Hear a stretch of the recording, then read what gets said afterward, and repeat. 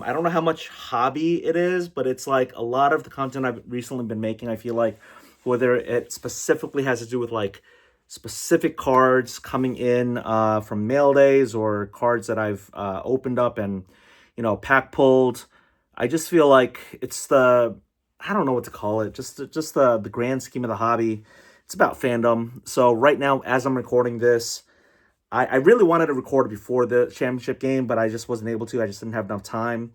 So I am currently recording this. It's 31-28. Houston is beating Florida in the 2025 National Championship for men's college basketball. And I am I just wanted to share this. I mean, I have so much love for the Florida Gators. It's where I went to school, and some of my, like a lot of people, college time, it's like some of the best years of their life, et cetera, et cetera. I remember watching, so the Florida Gators, when they won in 2007, 2006, 2007, that's when I actually got back into the hobby. So I left the hobby for high school, or not for high school, during high school, for college, and I graduated in 2004. I didn't get back into the hobby until 2007, 2008 year, because that was the rookie year of not just Greg Oden and Kevin Durant, but of Corey Brewer, Al Horford, Joakim Noah, and to a lesser extent, Torian Green and Chris Richard. And that's why I got back into the hobby. I got back into the hobby because I wanted to collect my Gators. I had a little bit more disposable money, and I was able to kind of put money towards, back then hobby boxes were under $100, and it was a good time. And I remember I didn't have a lot of money back then, but I definitely spent money ripping wax at that time.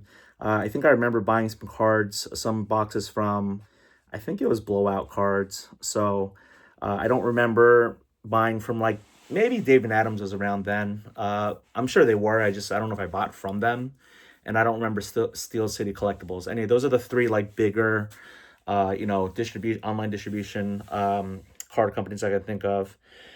So this one is kind of about, I guess, fandom because, like, why am I so nervous, right? Like, I think about how much we get wrapped up into sports, how much we just love these teams or players. Like, from a professional sports standpoint, I don't know if I have like diehard fandom for any particular team. When it comes to basketball, which is the sport that I'm, I guess, most known for in the hobby, I'm not a big fan of the Wizards. Like, I'll root for them as a hometown team, but it's really hard to root for a team that you didn't grow up watching, rooting for. I remember they were called the Bullets. I remember the Chris Webber, Juwan Howard years. I didn't live in the area during the Gilbert Arenas time, but certainly was really cool because he was like one of the first, I think, bloggers and first NBA players or any athlete to have their own blog where they were speaking directly. This is like pre-Twitter, pre-social media, but he was like speaking directly to the fans. I don't know how much of it was like edited, how much of it was like actually, ghost written, but it seemed like he was writing directly from himself to the internet. And so Gilbert Arenas, Hibachi, I remember, like, I mean, before all the gun stuff, like, he was just so raw and real, and that's what I loved about him. Um, but yeah, the Wizards, they're I have hope for them. Whether or not they get Cooper Flag, which I think he might or he should return to Duke for another year just to try to get that chip. But again, I mean, who's this? No, it doesn't matter what any of us say. It's what he wants and what his family wants because we're talking potential millions. But then again, with the NIL, I mean, he could make even more staying in college. So, but yeah, I can't believe Houston's in this game. I can't believe that they're. I thought it was gonna be Florida Duke, and we were gonna have to see Cooper Flag, but that did not happen. That ending to that game was absolutely insane. Both games, both Final Four games, were absolutely amazing. So I'm not here to like recap or commentary, but I guess the whole reason I wanted to make this video, other than get my nerves out, is like, why am I so nervous? Like, this is so ridiculous, right? These kids, they're half my age. They don't care about me. They don't care about you. They don't care about they are there to play the sport they love in front of millions of people or 1,000 people, whatever you want to call it, whether it's TV or in person, and they're gonna make their money, or they're gonna try to make their money by going pro. A lot of them won't. So this will probably be the pinnacle of their athletic career. And whether they do play overseas or whatever it is, like they are going to derive their money from their stardom or fan or us being fans, the fandom. And I guess the quintessential, the definition of a fan or a fanatic is, someone who is irrational. And so I think the reason I'm so nervous is it's an irrational feeling. I'm not part of the team. I have no stake in this team other than, like, it being my alma mater. Doesn't matter whether they win or lose. Like, it's not like I live or die by this team. I didn't put any money on this team. Look, this cat is showing that I'm actually on the ground. Look, I was trying to, hi, what did you want? You're not even my cat. That's the crazy part.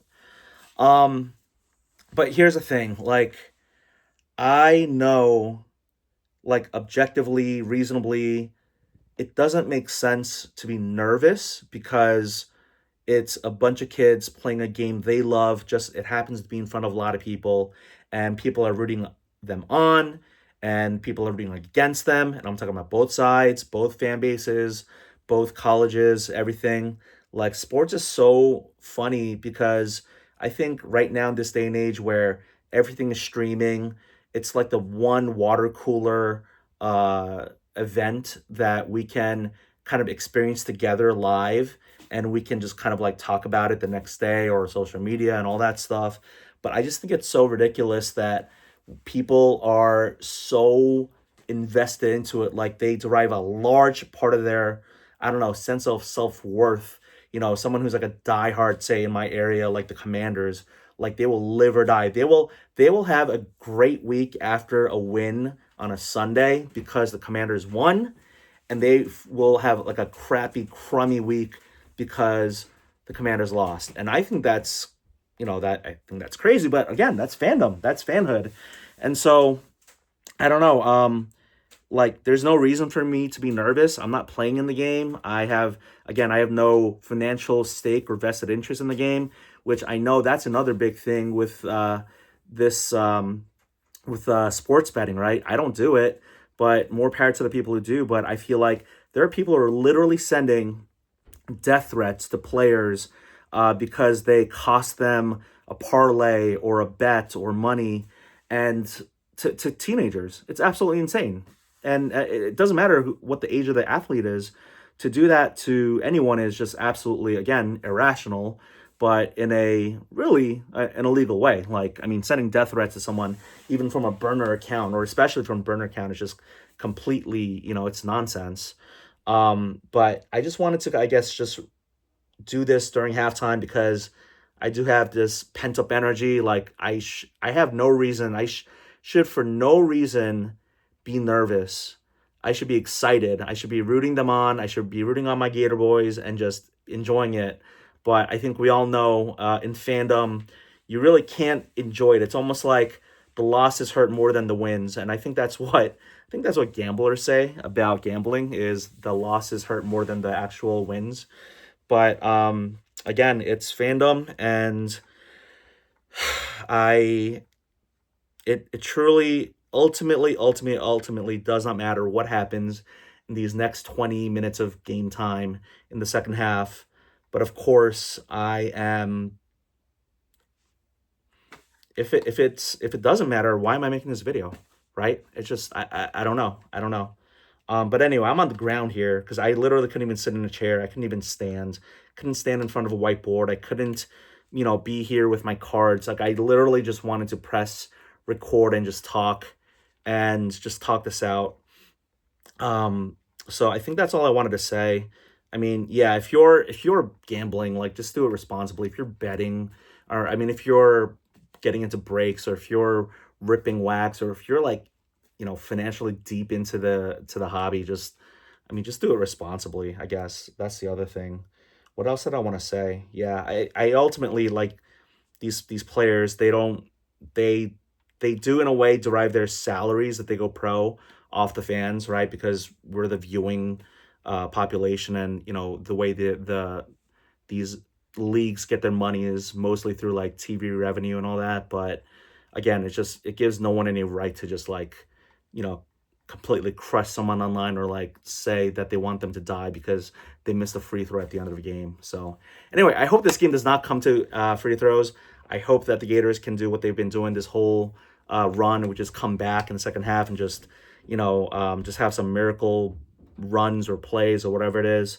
And I think I should just stop talking. It's a little bit over 10 minutes, so I'm going to get back to watching the start of the second half. Maybe I'll do a final after what happens. Win or lose. How about this? Win or lose, I will record something because I didn't get to record before this, a pregame recording. So I guess that's all I'll say for now.